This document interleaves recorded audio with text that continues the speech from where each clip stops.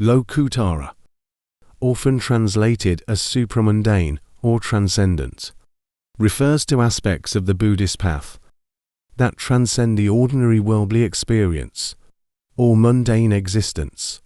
In Buddhist teachings, this term signifies experiences, insights, and states of consciousness that go beyond the worldly or conventional understanding of reality.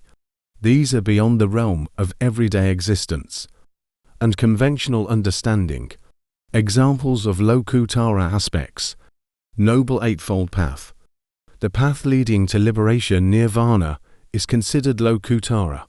The practice of right view, right intention, right speech, right action, right livelihood, right effort, right mindfulness, and right concentration leads to transcendent wisdom and liberation from suffering, insights into impermanence and emptiness, profound realizations about impermanence, anicca, and the emptiness, sunyata, of inherent existence are Lokutara experiences that lead to profound wisdom and understanding beyond ordinary perception. Lokutara refers to the spiritual attainment achieved through the cultivation of virtue, meditation, and wisdom, leading to states of consciousness beyond ordinary perception. The Lokutara aspects of the path lead to the cessation of suffering, nirvana, transcending the cycle of birth, aging, illness, and death, the core aspects of mundane existence. Understanding Lokutara aspects encourages practitioners to focus on spiritual growth, aiming for experiences and insights that go beyond mere worldly pursuits and conventional understanding. It inspires individuals to aspire for spiritual liberation and enlightenment by engaging in practices that lead to transcendent wisdom and freedom from suffering. The classification of certain components within the supramundane or transcendent aspect of Buddhist teachings. The four paths, magga. These are the stages of realization that lead to the attainment of nirvana. There are 4 stages, each associated with a specific level of realization. Stream entry sotapanna. The first stage, characterized by the irreversible insight into the 4 Noble Truths, significantly reducing the influence of defilements. The stream enterer has eradicated the first 3 of the 10 fetters that bind beings to the cycle of rebirth. Fetters overcome: self-identity view, sakkaya-ditthi, the belief in a permanent, unchanging self; doubt, vijikija, doubt about the teachings and the path; attachment to rites and rituals, silabbata paramasa, dependence on external practices or rituals for salvation. Outcome: the stream enterer is guaranteed no more than 7 rebirths before attaining nirvana, and they are free from rebirth in lower realms. Once returner, sakadagami. The second stage, where the practitioner further weakens the defilements, having significantly diminished sensual desire and ill will. Fetters overcome, reduces the intensity of sensual desire and ill will, making the individual less prone to rebirth in the lower realms. Outcome: the once returner is likely to be reborn in the human realm or higher realms only once more before attaining nirvana. Non-returner, anagami. The third stage, wherein the practitioner completely eradicates sensual desire and ill will, achieving a state that won't lead to rebirth in the realms of desire. Fetters overcome. The non-returner has eliminated the last remnants of attachment to sensual desires and aversions. Outcome: they will not be reborn in any of the lower realms, but will take birth in a higher realm called the pure abodes, where they will attain nirvana without returning to the human realm. Arahantship, the final stage, marked by complete liberation from the cycle of birth and death, having eradicated all defilements and achieving nirvana. Fetters overcome.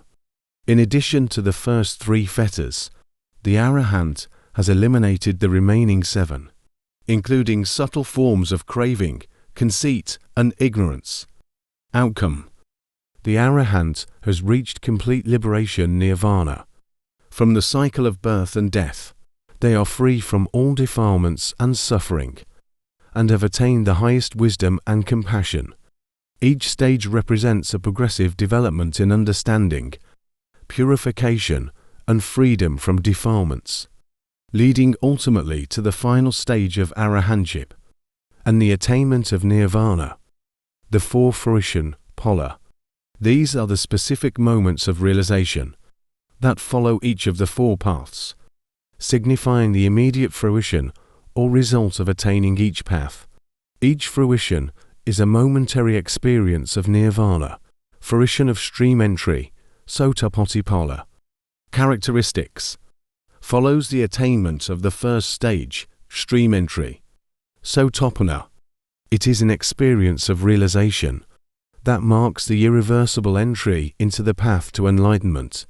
Key qualities: in this fruition, the individual experiences a moment of freedom from 3 specific fetters: self-identity view, the direct realization that there is no permanent, unchanging self or essence within; doubt about the path and the understanding of the 4 noble truths; attachment to rites and rituals, a significant reduction in clinging to external rituals for spiritual progress. Result: this momentary experience signifies a reduction in the grip of defilements and marks the beginning of the journey towards complete liberation. Fruition of once returner, Sakadagami-pala. Characteristics: follows the attainment of the second stage, once returner Sakadagami. It represents a further weakening of defilements. Key qualities: the experience of this fruition entails a weakening of sensual desire and ill will to a significant extent compared to the stream entry stage. Result: this experience marks a stage where the practitioner is called a once returner, as they are likely to be reborn in the human realm or a higher realm only once more before attaining complete liberation. Fruition of non-returner, Amargamipala. Characteristics: follows the attainment of the third stage, non-returner anagami. It represents a further elimination of sensual desire and ill will. Key qualities: the experience involves the complete eradication of sensual desire and ill will, leaving only subtle defilements behind. Result: at this stage, the practitioner is termed a non-returner, as they will not be reborn in the realms of desire, but will take birth in a higher realm called the pure abodes, where they will attain enlightenment. Fruition of arahantship, Arahatapala. Characteristics: follows the attainment of the 4th and final stage, arahantship. It represents complete enlightenment and liberation from the cycle of birth and death. Key qualities: the experience involves the complete eradication of all defilements, leading to an irreversible state of complete liberation. Result: at this stage, the practitioner is an arahant, having fully realized nirvana, which is a state of complete freedom from suffering and the cycle of rebirth.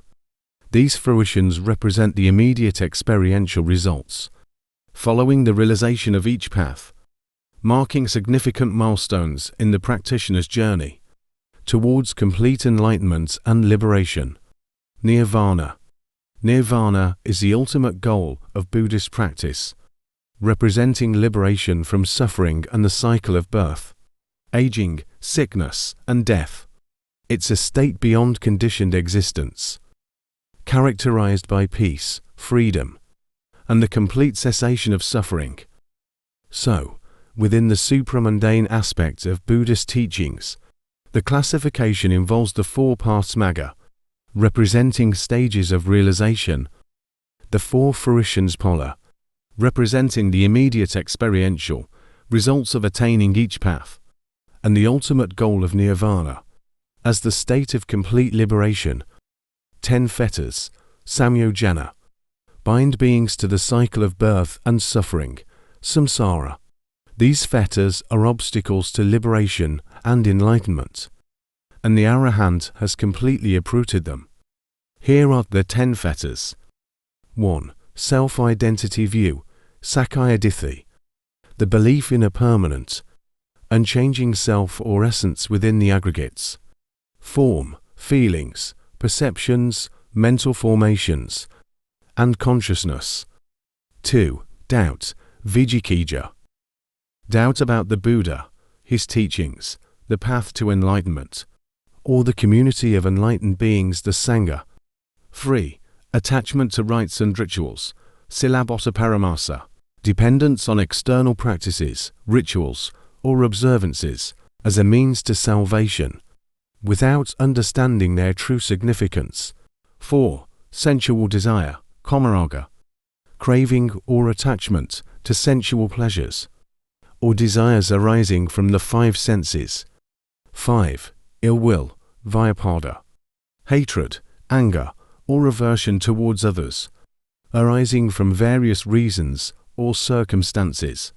6. Craving for fine material existence, Ruparagama, desire or attachment to states of existence in the form realm, characterized by refined material forms.